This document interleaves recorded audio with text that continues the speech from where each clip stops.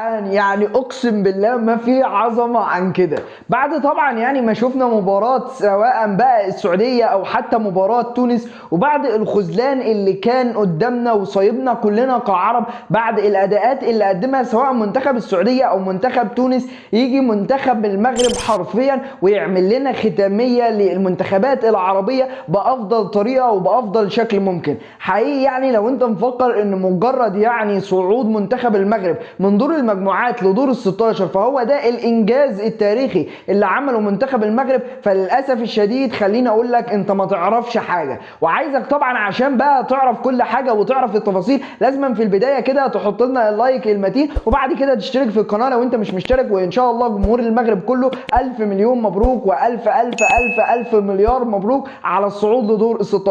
وعشان بقى تكمل التتويج وتكمل الفرحه وتكمل كل حاجه لازم تكمل الحلقه دي، لان الحلقه دي ما اظنش انك هتلاقيها في اي مكان تاني. حرفيا هتكون حلقه تاريخيه. طبعا صعود منتخب المغرب كاول مجموعه لدور ال16 في بطوله كاس العالم قطر 2022. فيلا بينا نخش الحلقه. عزيزي المشاهد لو جينا نتكلم عما قبل دور المجموعات، طبعا يعني احنا قلنا ان منتخب المغرب ممكن يكون مؤهل ان هو يحقق المركز الثاني او المركز الثالث. وده ليه بقى عزيزي المشاهد؟ مجموعه المغرب كانت بتضم تاني العالم وهو منتخب بلجيكا. منتخب بلجيكا اللي فيه في كل خطوطه نجوم، المنتخب حرفيا اللي مصنف انه تاني العالم من حيث القوه. وطبعا يعني خلينا نقول منتخب بلجيكا هو منتخب على قدر التطلعات جدا، منتخب شرس ومنتخب قوي، منتخب من ضمن الصفوه اللي يؤهلوا ان هم يحققوا بطوله كاس العالم. كده كان عندهم الثاني هو وصيف حامل لقب بطوله كاس العالم 2018 وهو منتخب كرواتيا.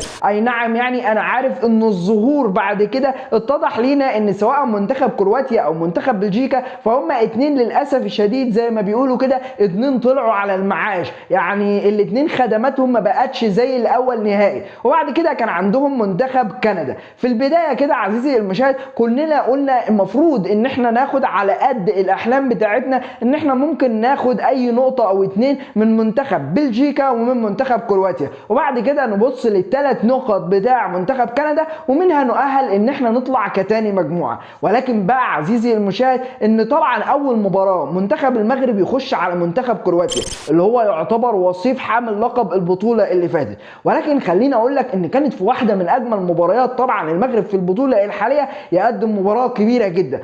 كمان ان بعد انتهاء المباراه وبعد التعادل السلبي 0-0 الكل حرفيا طلع، وانا واحد من ضمن الناس اللي طلعت وقيمت منتخب المغرب قلت اديه 6 من 10. كمان رغم كده هو كان الافضل والاشرس والاخطر وكان كل حاجه بتؤهل ان هو يكسب، وعشان كده في الوقت ده اديته 6 من 10 لان كنت شايف التعادل مع كرواتيا للاسف الشديد هي حاجه كانت للاسف وحشه. انت كنت تقدر تكسب وكنت كمان تقدر تسجل مره واثنين وثلاثه وبعد كده تبص على 3 نقط مش نقطه واحده. طبعا بعد كده كان قدامنا منتخب بلجيكا ومنتخب كندا والله اعلم ايه اللي هيحصل بعد كده. ولكن كمان منتخب بلجيكا هو طمنا شويه لانه ظهر قدام في اول مباراه قدام منتخب كندا في مباراه في واحده من اسوأ المباريات في كاس العالم، لدرجه ان كندا كانت عامله كل حاجه في الماتش الى ان جت ضربه جزاء قدر من خلالها منتخب بلجيكا يكسب بنتيجه 1-0 ويأمن على اول 3 نقط في رحله المجموعات. بعد كده طبعا منتخب المغرب دخل قدام منتخب بلجيكا في المجموعه الثانيه او خلينا نقول في الجوله الثانيه، ومن هنا بقى كان كتابه التاريخ حرفيا بعد التعادل قدام وصيف كاس العالم. وبعد طبعا ما الكل قال ان كان في بعض الملحوظات والتحليل التفصيلي بتاع المباراه موجود على القناه لو حابب ترجع تشوفه. حرفيا كنا قلنا ان الفريق دفاعيا قوي، الفريق على حراسه المرمى قوي، الفريق على نص الملعب قوي، لدرجه ان انت مسكت نص الملعب بتاع كرواتيا اللي هو يعتبر واحد من افضل الاشواط او واحد من افضل خطوط الوسط طبعا يعني في كاس العالم. هو دايما سر الفوز بتاع منتخب كرواتيا ولكن انت قدرت تحجمه. بعد كده طبعا قلنا ان كان في مشكله في خط الهجوم، ولكن الحوار ده بقى يتعادل حرفيا قدام منتخب بلجيكا. خليني اقول لك ان محلل الاداء بتاع منتخب المغرب هو كان من ضمن محللين الاداء اللي كان عند منتخب بلجيكا. ده سهل الحوار على منتخب المغرب الى ان منتخب المغرب عمل حرفيا مباراه بيثبت لك قد ايه ان مفيش فرق ما بين بلجيكا وما بين المغرب، مفيش حاجه اسمها فرق جوده بقى. احنا جايين وباصين حاطين عينينا على الثلاث نقط، حاطين عينينا حرفيا على الانتصار، وفي انتصار تاريخي حرفيا. منتخب المغرب يحقق الفوز الاول في دور المجموعات على تاني العالم وهو منتخب بلجيكا بنتيجه 2-0. ومن هنا بقى خليني اقول لك ان كان طبعا واقف قدام منتخب المغرب يا اما يتعادل يا اما يكسب، والاثنين هيأهلوه، التعادل هيأهله تاني والمكسب هيأهله اول.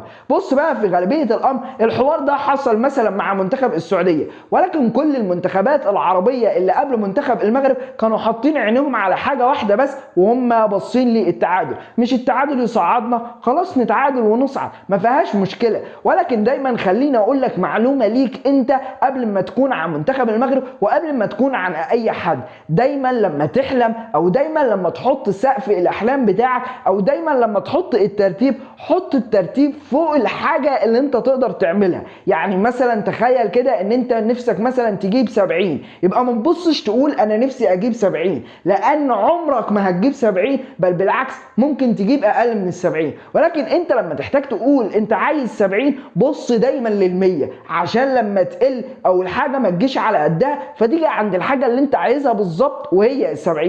وده بالظبط اللي حصل مع منتخب المغرب. هو شاف ان التعادل يصعده وكل حاجه وتمام و24 ايراد، ولكن هو بص اول حاجه على الفوز. مش الفوز ده برضه هيصعدني، يبقى انا اخد الفوز، لو ما جبتش الفوز اجيب التعادل، ومنها ابقى ضامن برضه ان انا في دور ال16.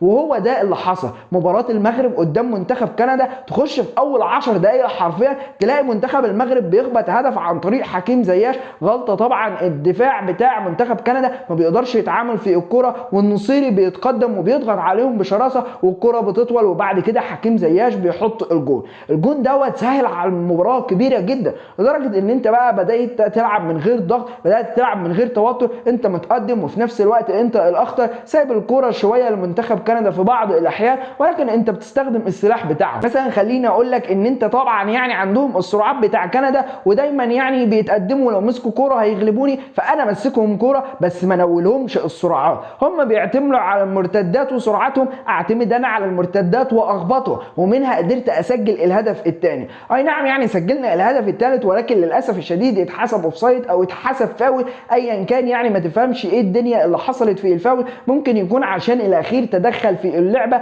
ويعني زي ما بيقولوا كده ضيع على الحارس او شوش عليه، ومنها كان اوفسايد برده، فالحوار كله اتحسب فاول والهدف اتلغى. الجميل في المباراه ان انت في الوقت اللي بتستقبل فيه هدف في اول طلعه على منتخب كندا وفي اخر دقائق الشوط الاولاني والكره بتخبط في المدافع، وبعد كده بيستقبل المنتخب المغربي اول هدف في دور المجموعات، انت كنت ضامن حرفيا ان المنتخب هيكسب.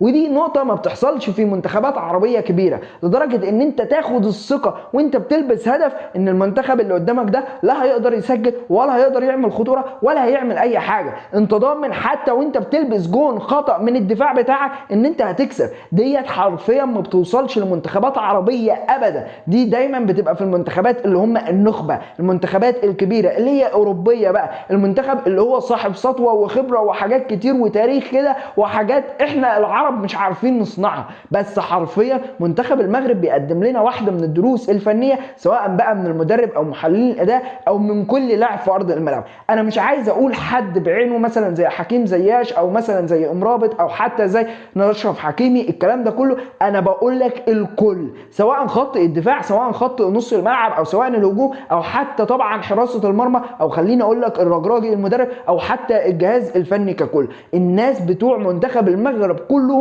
يشكروا ويتحطوا على الراس، اول منتخب عربي نثق فيه وخلينا نقول ما يخذلناش. فكان معاكم ابراهيم محمد، اتمنى طبعا الحلقه تكون عجبتكم، والف الف الف مليون مبروك حرفيا نشوه الانتصار ونشوه الفرحه، ايا كان بقى هنقابل مين، المانيا اسبانيا، مفيش اي حاجه من الخوف ومفيش اي حاجه من الكلام، حرفيا يعني الف مليون مبروك لعشاق منتخب المغرب. اهم حاجه في النهايه طبعا لو عجبتك الحلقه ما تنساش اللايك والشير والاشتراك في القناه وتفعيل زر الجرس عشان يوصلك كل جديد، واتمنى ان انت تشارك الحلقه على السوشيال ميديا عشان اقدر اوصل لك بقى من المتابعين. معاكم ابراهيم محمد، نتقابل في حلقه جديده من ورا الشاشه، ويلا بينا سلام.